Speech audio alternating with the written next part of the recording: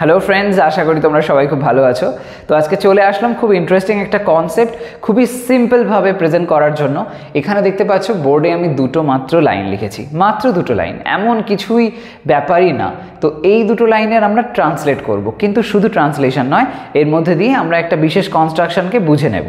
এমন একটা কনস্ট্রাকশন যেটা আমি অলরেডি এর আগে এক্সপ্লেন করেছি, কিন্তু তোমাদের মধ্যে একজন আমাকে বলেছিলে যে এমনভাবে এই জিনিসটাকে বোঝাতে বা এক্সপ্লেন করতে যাতে আমরা বুঝতে পারি যে কিভাবে একটা লাইনের জন্য 3 রকম বা 4 রকম প্রসেসে আমরা সেই লাইনটাকে বলতে পারছি কজেটিভ ভার্বের ব্যবহার করে। এইখানে আমরা কজেটিভ ভার্বের ব্যবহার দেখব। কজেটিভ ভার্ব কাকে বলে জানো? যে অনেক ক্ষেত্রেই এমন কথা বলা হয় যখন কোনো একটা কাজ কেউ সরাসরি নিজে না করে অন্যকে দিয়ে কাজটা করিয়ে নেয়, এরকম ধরনের সেন্স আসে, তখন সেখানে আসে কজেটিভ ভার্বের ব্যবহার। সেটা কেমন হয়? যেমন ধরো হ্যাভ, তারপরে মেক, তারপরে গেট ইত্যাদি রকমের ভার্ব আছে যেগুলো কজেটিভ ভার্ব হিসেবে কাজ করে। তো আজকে আমরা এখানে দেখব মাত্র যে দুটো লাইন আছে, এই দুটো লাইনের মধ্যে দেখতে পাবো কিভাবে হ্যাভ ভার্ব, মেক ভার্ব এবং গেট ভার্ব ব্যবহার হয়ে এই লাইনগুলোকে ট্রান্সলেট করতে হেল্প করে এই বিষয়টা। তো একদম কনফিউশন যদি একটুও থেকে থাকে সেটা পুরো ক্লিয়ার হয়ে যাবে। তোমরা জানো এর আগে যে সিরিজটা আমি কন্টিনিউ করেছি সেখানে এই সব কিছু নিয়ে ডিটেলসে একেবারে ডিসকাস করেছি। যদি বাই চান্স মিস করে থাকো, ডেসক্রিপশন বক্সে তার লিঙ্ক আছে, অবশ্যই চেক করে নিও। জাস্ট কিছুদিন আগে এটা কমপ্লিট হয়েছে। এনিওয়ে, যদিও কমপ্লিট ঠিক হয়নি, আরও কিছু পয়েন্টস এখনও ডিসকাস করার আছে, বাট তোমাদের অন্য কিছু রিকোয়েস্ট আসার কারণে আমি সেটা মাঝখানে একটু বলতে পারো পজ করে রেখেছি। তো আমি রিমেইনিং লাইক 2-3টার ভিডিও দিতে হবে, সেগুলো আমি তোমাদের সামনে প্রেজেন্ট করে দেব। যাই হোক, তো আজকে এই যে প্রথম লাইনটা সেটাকে আগে প্রথমে পড়া যাক। তার মধ্যে থেকে দেখো কোন কনসেপ্টগুলো আমরা ফাইন্ড আউট করতে পারি। সে তার ড্রেসটা তার মাকে দিয়ে ইস্ত্রি করিয়ে নেয়। ওকে, সে তার ড্রেসটা তার মাকে দিয়ে ইস্ত্রি করিয়ে নেয়। তো এই যে কথাটা এখানে বলা হয়েছে, তো এটা তো প্রেজেন্ট টেন্সে আছে, কারণ দেখো বলা হচ্ছে ইস্ত্রি করিয়ে নেয়, মানে এটা যেন সে রোজ করে, রোজকার একেবারে কমন একটা ম্যাটার। তো এটা প্রেজেন্টে হলো কোন টেন্স? Simple present tense. এবার যখন আমরা সিম্পল প্রেজেন্ট টেন্সে করব, যদি জানি কজেটিভ ভার্বগুলো প্রধানত হ্যাজ, মেক, হ্যাজ নয় হ্যাভ, প্রধানত হ্যাভ, মেক এবং গেট, এই যে ভার্বগুলো এটাই হচ্ছে এদের প্রেজেন্ট ফর্ম। হ্যাভের হতে পারে হ্যাভ, হতে পারে হ্যাজ, হতে পারে মেকের মেক, হতে পারে মেক্স, হতে পারে আর গেটের ক্ষেত্রে গেট হতে পারে গেটস, হতে পারে। এগুলো হলো প্রেজেন্ট ফর্ম। এগুলোরই ব্যবহার করে আমরা এই লাইনটাকে লিখব। তো এগুলো চেষ্টা করা যাক কত রকমভাবে এটা আমরা করতে পারি লাইনটাকে, সেটা এখান থেকে দেখব। প্রধানত 3টে ভার্বের ব্যবহারে, have verb, make verb, get verb. দেখা যাক এদের কোন ফর্মটা ব্যবহার হয়। প্রথমে দেখো লেখা আছে সে। আমরা সবার প্রথমে এই লাইনটাকে আমরা হ্যাভ ভার্বের ব্যবহার করে চলো আগে ট্রান্সলেট করি, দেখা যাক কেমন বিষয়টা আসে। তো এখানে প্রথমে আছে সে। সে অর্থে আমরা হিও লিখতে পারি, শিও লিখতে পারি। তো চলো লেখা যাক। আমি এখানে শি দিলাম। এখানে আমরা সেই পজিটিভ ভার্বের ব্যবহারটাও করব এবং কনস্ট্রাকশনটা ঠিক কেমন হচ্ছে সেটাও একবার বুঝে নেব। ওকে, তো শি লেখার পরে সে তার ড্রেসটা তার মাকে দিয়ে ইস্ত্রি করিয়ে নেয়। তো এই যে সেন্সটা, এই প্রথমে সাবজেক্টটা লিখে দেওয়ার পরে শেষের দিকে এসো, সেখানে আছে দেখো করিয়ে নেয়।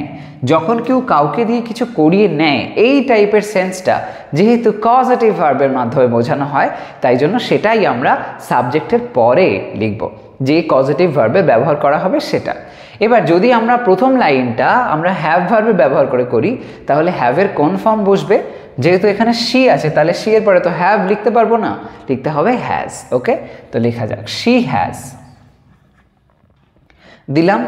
এই যেই পজিটিভ ভার্বটা লিখে ফেলবে সঙ্গে সঙ্গে ব্যাকে আসবে, দেখবে কোন জিনিসটাকে সে করিয়ে নিচ্ছে সেটার কথা, কোন বিষয়টাকে সেটার কথা লিখতে হবে। তো সে তার ড্রেসটা তার মাকে দিয়ে ইস্ত্রি করিয়ে নিচ্ছে। তো এখানে ড্রেসটার কথা বলা হয়েছে, সেটা লিখতে হবে। She has her dress. She has her dress. তার ড্রেস কি? এবার লিখতে হবে কি করিয়ে নিয়েছে। শি হ্যাজ হার ড্রেস ইস্ত্রি করিয়ে নিয়েছে। তো ইস্ত্রি করানো মানে আয়রন করানো। তো আয়রন লিখলেই হবে না, সেটার থার্ড ফর্ম করতে হবে, কারণ অ্যাকচুয়ালি তার মাকে দিয়ে ইস্ত্রি করিয়ে নেয় মানে ইস্ত্রি তার মায়ের দিয়ে, মানে মায়ের দ্বারা করিয়ে নেয়, দ্বারা জাতীয় সেন্স আসছে। প্যাসিভের ফরম্যাটে এটা আমরা লিখব। তাহলে সেই সেন্সে শি হ্যাজ হার ড্রেস, তার মাকে দিয়ে ইস্ত্রি করাচ্ছে, তো she has her dress ironed, she has her dress ironed, তার ড্রেসটা সে আয়রন করাচ্ছে, কাকে দিয়ে? মাকে দিয়ে। বাই, বাই তার মা, হার মাদার। হলো, she has her dress ironed by her mother. Okay, তাহলে এখানে আমরা দেখতে পেলাম এই যে কনস্ট্রাকশনটা এটাই রয়েছে, এটার মধ্যে একটা জায়গায় দেখা যাচ্ছে যে এরকম ভার্বের থার্ড ফর্ম আসছে, তারপরে বাই ব্যবহার হচ্ছে, এবং তারপরে যার দ্বারা কাজটা সম্পন্ন হচ্ছে, যাকে দিয়ে সম্পন্ন হচ্ছে সেটা হচ্ছে।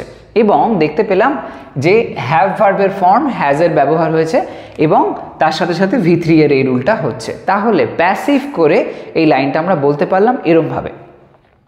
এবার যদি ধরো লাইনটা এরকম ধরনের না লিখে আমরা যদি এটা অ্যাক্টিভের সেন্স অনুযায়ী লেখার চেষ্টা করি, মানে অ্যাকচুয়ালি অ্যাক্টিভের সেন্স অনুযায়ী বলতে এই বাই বিষয়টা থাকবে না, মানেটা হচ্ছে এইটা, আমরা বাই দিয়ে যেভাবে বলছি সেভাবে বলবো না। তাহলে এটা আমরা কেমনভাবে বলতে পারি? Which is very simple. তখন কি করতে হবে? এই যে অংশটা আমরা এখানে লিখছি আয়রনড বাই হার মাদার, এই হার মাদার পার্টটাকে আগে নিয়ে আসতে হবে, তাহলেই এটা কিন্তু সেরকমভাবে বলা যাবে। কেমনভাবে হয় চলো এটা করা যাক। শি আছে, আমরা শি এর জায়গায় শি লিখবো। ওকে, মিনিং কিন্তু পাল্টাচ্ছে না, মিনিংটা সেম থাকছে, শুধু কনস্ট্রাকশনটা আমরা কীভাবে লিখতে পারি সেটা দেখব। তো শি লেখার পরে কি করব? শি এর পরে এখানে যেরকম হ্যাজ হয়েছিল এক্স্যাক্টলি সেম করো, শি হ্যাজ। তারপরে কি করবে? এখানে করেছিলে হার ড্রেস, হার ড্রেস আয়রনড, তার ড্রেসটা আয়রন করা হলো কার দ্বারা? মায়ের দ্বারা, এটা বলা হয়েছিল। এখানে আমরা ঠিক উল্টোটা করব, মানে মিনিংটা কি রাখবো, কিন্তু হার ড্রেস না লিখে এখানে লিখবো হার মাদার। মানে এক্স্যাক্টলি এখানে যে কথাটা যেরমভাবে রয়েছে সেরমভাবে না করে, এই যে সে তার ড্রেসটা তার মাকে দিয়ে না লিখে সে তার মাকে দিয়ে তার ড্রেসটা এরমভাবে লিখবো, সে তার মাকে দিয়ে তার ড্রেসটা এরমভাবে লিখবো। তাহলে শি হ্যাজ তার মাকে দিয়ে, তার মানে she has her mother, her mother, she has her mother কি? তার ড্রেসটা ইস্ত্রি করিয়ে নেয়। She has her mother iron, iron কি? আয়রন হচ্ছে তার dress. She has her mother iron her dress. Okay, মানেটা কি থাকলো, শুধু প্যাসিভের যে বাই জাতীয় সেন্সটা ওটা এখান থেকে সরিয়ে দেওয়া হলো। মিনিংটা তাহলে কি দাঁড়ালো? আগের লাইনের মিনিংটা হচ্ছে এক্স্যাক্টলি যেটা উপরে লেখা আছে, যে সে তার ড্রেসটা তার মাকে দিয়ে বা মায়ের দ্বারা ইস্ত্রি করিয়ে নেয়। এই মিনিংটা হচ্ছে প্রথম লাইনটার। এবার যদি দ্বিতীয় লাইনটায় দেখি সেটার মধ্যেও অর্থটা একই, শুধু একটু ঘুরে ফিরে যাবে। কেমন? সে তার মাকে দিয়ে তার ড্রেসটা ইস্ত্রি করিয়ে নেয়, এইটা বলা হচ্ছে। মানে তার মাকে বিষয়টা আগে চলে আসছে, এখানে তার ড্রেসটা আগে ছিল, এই হচ্ছে ব্যাপারটা, কিন্তু কনসেপ্টটা সেম। তো she has her mother iron her dress, তার মাকে দিয়ে ড্রেসটা সে আয়রন করায়। আর যখন প্যাসিভ করে করছি তখন হয়ে যাচ্ছে she has her dress iron by her mother. তাহলে দুটোর কনস্ট্রাকশনটা বুঝতে পারছো? একটা ক্ষেত্রে যেটা অবজেক্ট হচ্ছে সেই অবজেক্টটা প্রথম দিকে থাকছে, এবং তারপরে প্যাসিভের ফর্ম অনুযায়ী V3 বাই এবং তারপরে যার দ্বারা হচ্ছে সেটা লিখতে হয়েছে, যেটা প্রথম লাইনে her dress iron by her mother. দ্বিতীয় লাইনের ক্ষেত্রে যে কাজটা করে দিচ্ছে, মানে যাকে দিয়ে আমি কাজটা করাচ্ছি সেই ব্যক্তি, যেটা হলো হার মাদার, সে প্রথমে বসছে, তারপরে আসছে ভার্বের ফার্স্ট ফর্ম, এবং তারপরে আসছে সেই কাজটা, যে জিনিসটা সেই অবজেক্টটা যেটার উপরে কাজটা করা হচ্ছে, মানে সেই অবজেক্টটা কোনটা? যেটা হচ্ছে হার ড্রেসটা, সেইটা। তাহলে দেখা গেল যে আমরা দু রকমের কনস্ট্রাকশন দেখলাম হ্যাভ ভার্বের মধ্যে। হলো, এবার দেখো এই লাইনটা আমরা আরও একভাবে করতে পারি। যদি হ্যাভ ব্যবহার না করে গেট ব্যবহার করে করি তাও চলবে, কোনো অসুবিধা নেই। তখন কিভাবে হবে? আমরা ঠিক প্রথম যে কনস্ট্রাকশনটা অ্যাক্টিভে প্যাসিভে দেখেছিলাম, ওই রকম প্যাসিভে আগে একবার ট্রাই করে দেখি গেট ব্যবহার করে, তাহলে কেমন দেখায় দেখে নাও। শি এর জায়গায় শি লিখবো, ফার্স্ট কনস্ট্রাকশনটা ফলো করো, সেকেন্ড ওয়ানটা নয়। সেকেন্ড ওয়ানের কনস্ট্রাকশন আমরা পরে বুঝবো, আপাতত ফার্স্ট কনস্ট্রাকশনটাকে কনসেন্ট্রেট করব। কি লেখা ছিল? She has her dress iron by her mother. আমরা হ্যাজের জায়গায় লিখবো এখানে শি গেটস। গেটস কেন? কারণ শি যেহেতু থার্ড পার্সন সিঙ্গুলার নাম্বার, তাই জন্য গেট তো হবে না, গেটটা হয়ে যাবে gets. She gets, she gets, তারপরে আসবে অবজেক্টটা হার ড্রেস ওখানে যেরকম ছিল exactly same.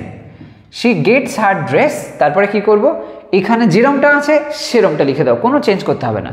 She gets her dress ironed,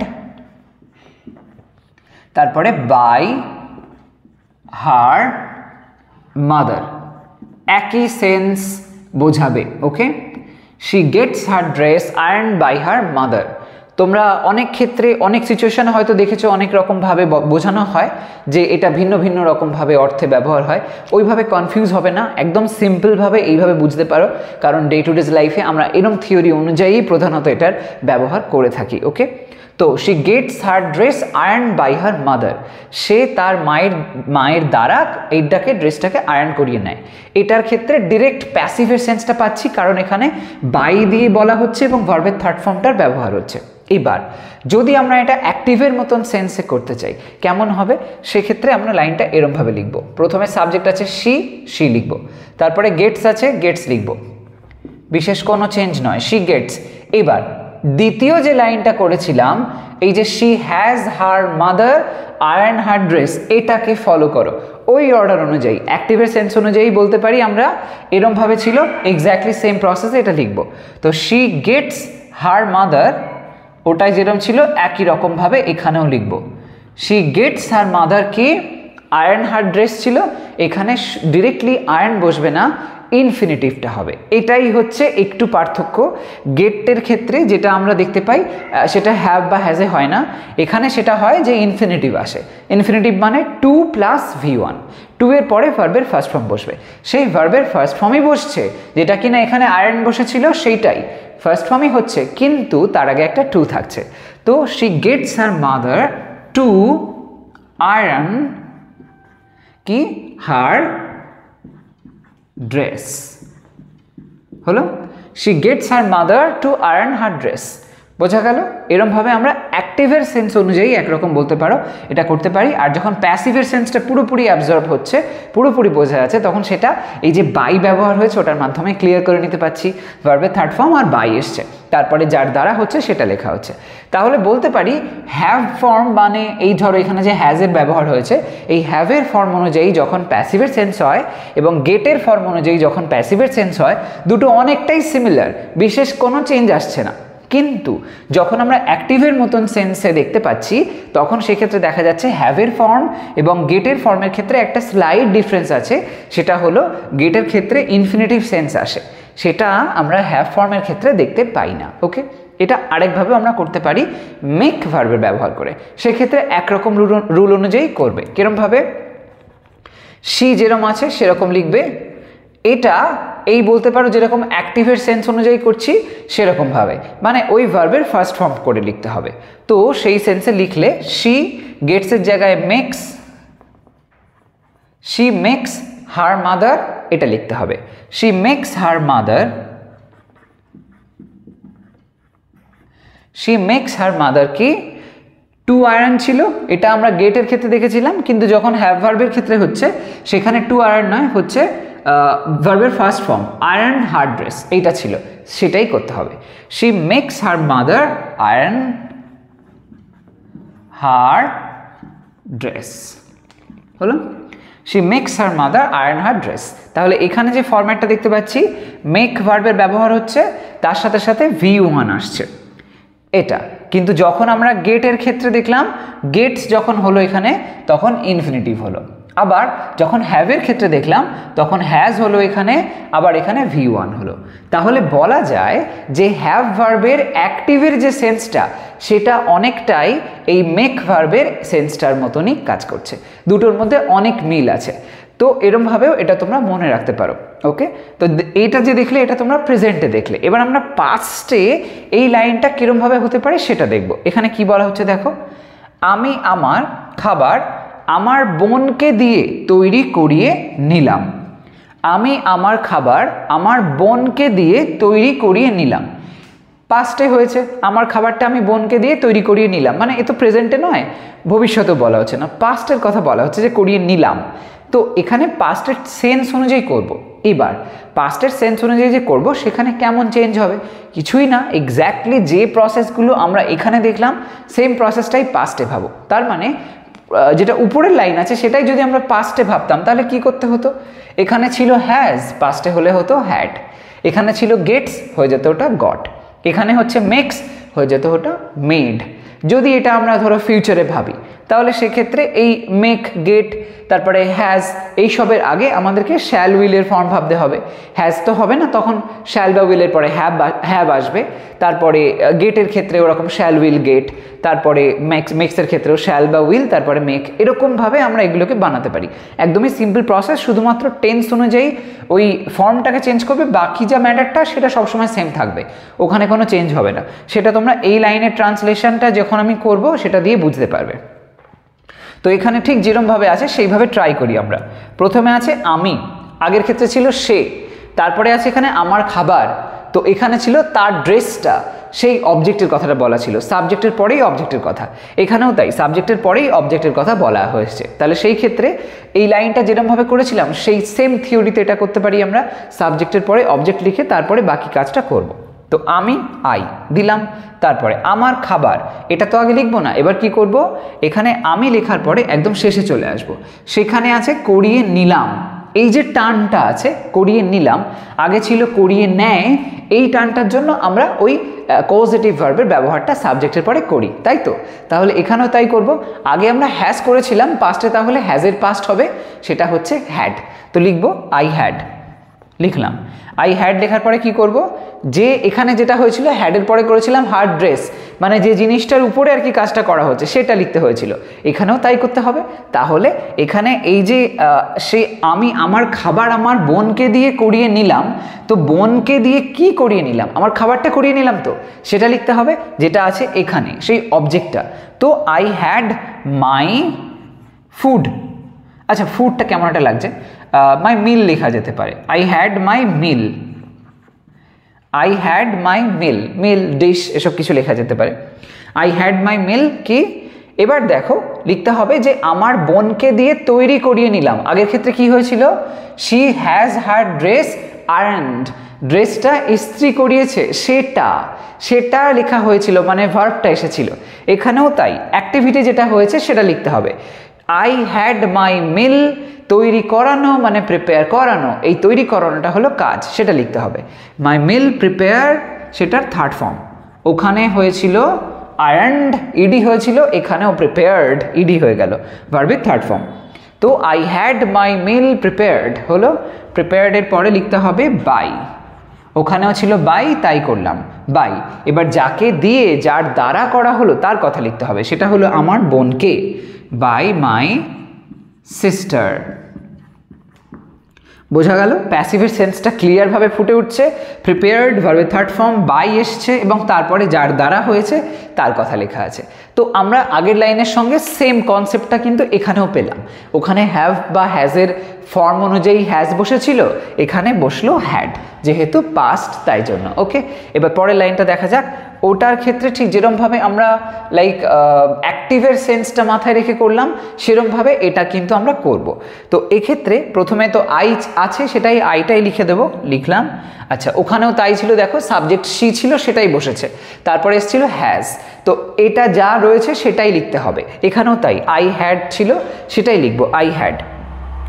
তারপরে হবে চেঞ্জটা কি হবে, এখানে দেখো শি হ্যাজ হার মাদার হয়ে গেছিল, মানে হ্যাজ হার ড্রেসটা চেঞ্জ হয়ে গেল হার মাদার, এখানেও তাহলে একই হবে।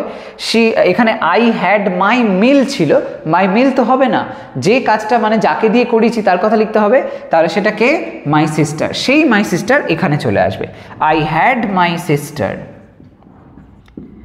আই হ্যাড মাই সিস্টার লিখলাম। তারপরে কি হবে, আই হ্যাড মাই সিস্টার, এরপরে দেখো আগের লাইন অনুযায়ী she has her mother iron ছিল, মানে ভার্বের ফার্স্ট ফর্ম ছিল, তো I had my sister prepared, এটা হয়ে যাবে প্রিপেয়ার ফার্স্ট ফর্ম।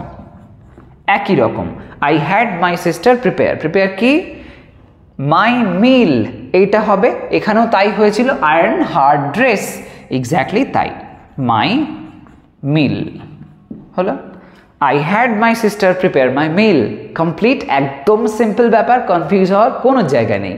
এরপরে এবার আমরা এখানে দেখেছিলাম গেটসের ব্যবহার করে, এবার কি করব, গেটস তো হবে না, চান্স নেই, গেটের যেটা পাস্ট ফর্ম মানে সেকেন্ড ফর্ম যেটা সেটা ইউজ করতে হবে, অর্থাৎ গট সেটা ইউজ করব। লেখা যাক আই হ্যাডের জায়গায় এখানে আমরা গট ব্যবহার করব। এখানে কি হয়েছিল, she gets her dress iron by her mother, এরম ছিল।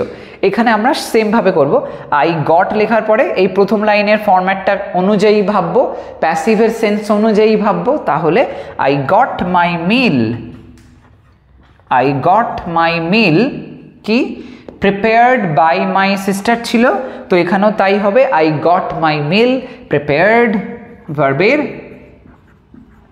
থার্ড ফর্ম, তারপরে বাই মাই সিস্টার হলো, যেটা ওই আগের লাইনের সঙ্গে দেখো একদম মিলে যাচ্ছে।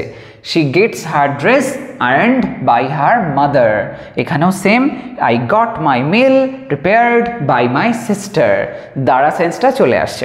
এবার আমরা ঠিক এখানে যেটা গেটের ক্ষেত্রে সেকেন্ড ফরম্যাটটা দেখেছিলাম অ্যাক্টিভের সেন্স অনুযায়ী, যেখানে ইনফিনিটিভের ব্যবহার হয়েছে, এই ইনফিনিটিভ 2 + V1, সেটাই কিন্তু আমরা এখানে এবার করব অ্যাক্টিভের সেন্স অনুযায়ী। তাহলে কেমন হবে, তো লিখবো এরমভাবে, আই লেখা যাক আই, তারপরে গট, গট লিখবো।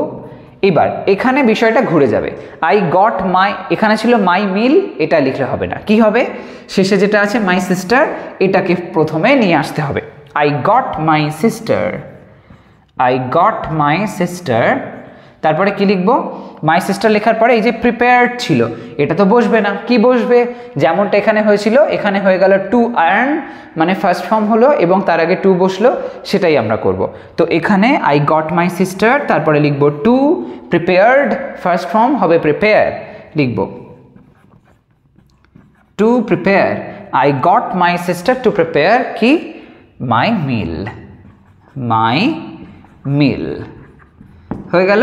সেন্সটা একই থাকছে, মিনিংটা একই থাকছে, শুধুমাত্র ফরম্যাটটা উল্টে পাল্টে যাচ্ছে, বিভিন্ন সেন্স অনুযায়ী এগুলো আমরা ব্যবহার করে থাকি। তারপরে লাস্ট যে ফরম্যাটটা সেটা হলো মেক ব্যবহার করে করব।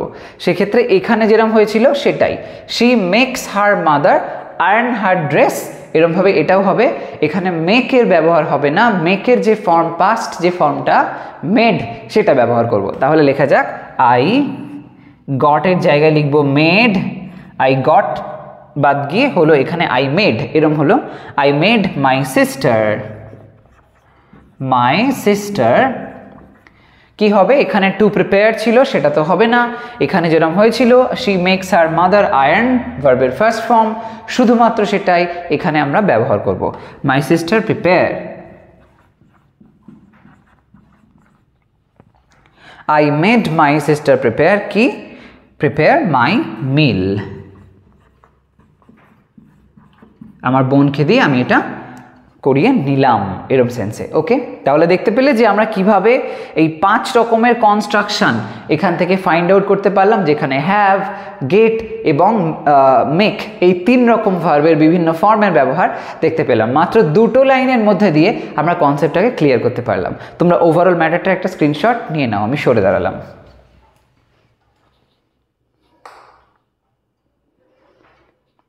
তো আজকের ভিডিও তবে এই পর্যন্তই। তোমাদের যদি এখনও কনফিউশন ফিল হয়ে থাকে তাহলে সেটা আমাকে কমেন্ট সেকশানে জানাতে ভুলো না, আমি ডেফিনেটলি সেটা ক্লিয়ার করে দেবো।